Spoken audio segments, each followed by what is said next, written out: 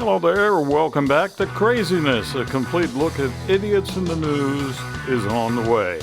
Plus, I'll talk with Jeff Mordock, Washington Times White House reporter. But first, as a listener to my podcast, you qualify to receive a 50% discount on an annual digital subscription to the Washington Times, and all you have to do is go to washingtontimes.com/Andy. That's washingtontimes.com/ANDY. Okay, here we go. 2022 is starting out to be the year of insults for Joe Biden. Fresh off of calling a reporter a moron last week, he turned it up a notch when he called Peter Doocy of Fox News a stupid SOB. He did call Doocy later in the day and told him it was nothing personal, pal. Are you serious? Pretty classy stuff for the President of the United States, huh? Now he's trying to divert attention to the Russia-Ukraine border problem. What about our own border problem? This guy has welcomed 2 million people to simply cross into the U.S. in the past year. The economy's in the toilet, crime is out of control, and just yesterday, White House Press Secretary Jen Psaki acknowledged for the first time the White House says defunding of police departments has increased crime rates. What? They were all on board with making America less safe than ever before. Now they're seeing defunding the police doesn't work. This has got to be a joke, right? A 2-year-old could have told them that. It's mind-boggling. It really is. Governor Gavin Newsom of California has apologized to gang members for calling them gang members. He said it was insensitive to gangs just because they were looting stopped freight trains. But wait a minute. You can't call a bunch of thugs gang members. You can't call looting of stores looting. It might offend the looters. Now you have to call it smash and grab. This guy gets reelected? Sorry, Californians. You're stupid. One more thing on California. Now that California's debt was paid by us, as provided by the COVID Relief Act of last year, it's freed up some cash for Governor Newsom to promise free health care to illegals. What's he gonna do next? Well, let's get back to the real world. Joining me now, Jeff Mordock, Washington Times White House reporter. Hi, Jeff. Hey, Andy. How are you today? I'm doing just fine, thank you. Great. Second NYPD officer in Harlem domestic call dies. Now, this is a growing problem, not only in New York City, but throughout the United States. What can be done about it? What we need to do is we need to have prosecutors pursue tougher criminal sentences, tougher charges. I think this also points to bail reform being a failure. We've got people who shouldn't be on the streets, who are on the streets, and they're attacking officers at a rate we've never seen before. Violent attacks against police officers so far this year have risen. I don't think people listening to this realize that an officer has been shot nearly every day this year, and we're only 26 days into the year. I think through the first 24 days, we've had 22 officers shot. We have had 4 officers die within a 72-hour period this past week. This comes off of last year being the most deadly year for law enforcement officers ever. And we need more condemnation from lawmakers. I've seen very few politicians on the right and the left speak out about this. And this is a really, really serious problem. And you know, Joe Biden making a phone call to Mayor Adams isn't going to fix anything. That's exactly right. And that's all we've seen him do. You know, the president has the power of the bully pulpit. He could go on national TV at any moment and condemn these shootings. But, you know, he knows that's not what his base wants to hear. He was elected by the left, the defund the police movement. Now, I know he has specifically pushed back against the defund the police label, but it's kind of put him in a weird situation because he's also a man who built his career on law enforcement. Law enforcement loved Joe Biden up until this past presidential election. He offered the 1994 crime bill, which they supported enthusiastically. He did a lot of work for charity for police in Delaware. He had a great reputation, and I did an article recently. Law enforcement has just moved away from him in droves. His relationship with them has deteriorated at an incredible rate. Speaking of moving away from Joe Biden, one of your stories, rapidly eroding support among Democrats, driving Biden approval ratings to new low. I understand Republicans running away from Biden, but Democrats? Why? Well, I think it's Democrats are frustrated that he hasn't been able to get anything done. He wrote in making big promises to fulfill the left's wish list, and he really hasn't done anything. And if you look at the two things he's accomplished, the COVID relief bill and the infrastructure bill, they're both bipartisan issues where he was able to get a lot of Republican support. On these far left issues that the left really wants him to go after, including Build Back Better, voting rights, police reform, they have all been failures. He hasn't been able to get anything done, and I think they're very frustrated with that. What's interesting is 68% of Democrats still give the president high marks. And at first glance, you think that that's really good, but you realize that in September, that number was 75%, and in July, that was 88%.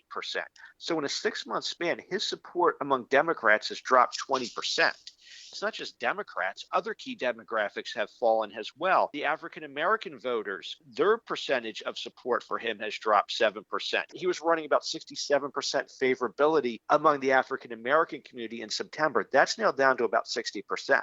And a lot of that, I think, is frustration with voting rights. Biden administration to brief Congress on Ukraine situation. They're going to be what? Making a case for war?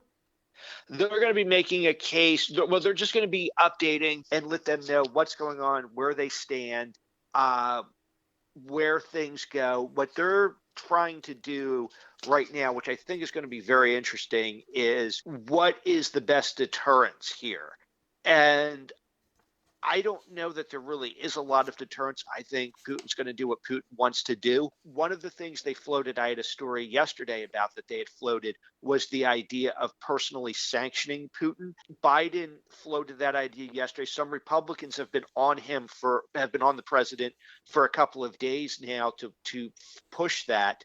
The Kremlin, though, this morning laughed that off, basically saying that, well, it's not going to, you can do all the personal sanctions you want. They're not going to harm him. And all that's really going to end up doing is severing diplomatic ties between the U.S. and Russia. So that doesn't seem like that's even a threat they're taking seriously. And the other issue that Republicans have also pressed Biden to do, which he's floated, was sanctioning top political leaders, those in Biden's inner circles. And the Kremlin, again, insists that they're not going to be affected by that, because under Russian law, they're prohibited from holding overseas assets, properties, bank accounts, etc. So even if you do try to sanction them, you have limited reach here as the United States. If they don't have any holdings in the U.S., there's not much you can do. So I think we're going to have to go another route. The problem is that there isn't much we can offer that's going to deter Putin. All right. I wanted to talk to you about a story you had a couple of days ago regarding Biden snapping at reporters, sort of losing it at these press briefings. The reaction from you guys as a member of the White House press pool, what do you take from that? To me, it is the height of hypocrisy. Biden came in talking about increased transparency and respect for freedom of press. Since he has come in, it has been nothing but thumbing their nose at the press, nasty exchanges with the press. Keep in mind, this comes on the heels of what he said to Peter Doocy this week, comes on the heels of last week him telling another Fox News reporter, Jackie Heinrich, that her question was, quote, stupid. In the summer, he got into a fight with Caitlin Collins of CNN, telling her she was in the wrong business. He then picked a fight with Philip Wegman at his press briefing last week. These exchanges are really disturbing because they really contradict his promise. But this goes more, and I've written about this extensively because this is an issue that I don't think the media is talking about enough. This goes beyond his testy exchanges with reporters. You go to White House press briefings, Jen Psaki does not always go past the third row. And the first 3 rows are filled with legacy media that are viewed as much more friendly to the administration. We don't see them go past the third row. They are ushering reporters out. briefings. One of the things I found really bothersome is on Friday, the president had an event to talk about Intel building a chip factory, a computer chip factory in Columbus, Ohio. At the end of the briefing, the president said, "We're not going to take any questions because the people at the event need to go to Ohio. And also, you guys, meaning the media, are going to ask me about Russia. And I don't want to talk about Russia. I want to talk about computer chips." And I don't like when people say, "Could you imagine if such and such did it?" But to be honest, could you imagine if Donald Trump had said that? Could you imagine if Donald Trump had said to the media, "I don't want to talk about X, so I'm not going to take questions"? Yeah. And somehow with Biden, there's this huge pass from the media. And I don't understand it because I think these attacks have been building up for a while. And one of the things I don't get is everybody keeps talking about the Peter Doocy incident as if it's a one-off, that Biden got frustrated with Peter Doocy, or that Peter Doocy's always asking him tough questions and Biden finally had enough and snapped. But it's not a one-off. It's a persistent strategy of this administration to either be testy or just completely block out the press.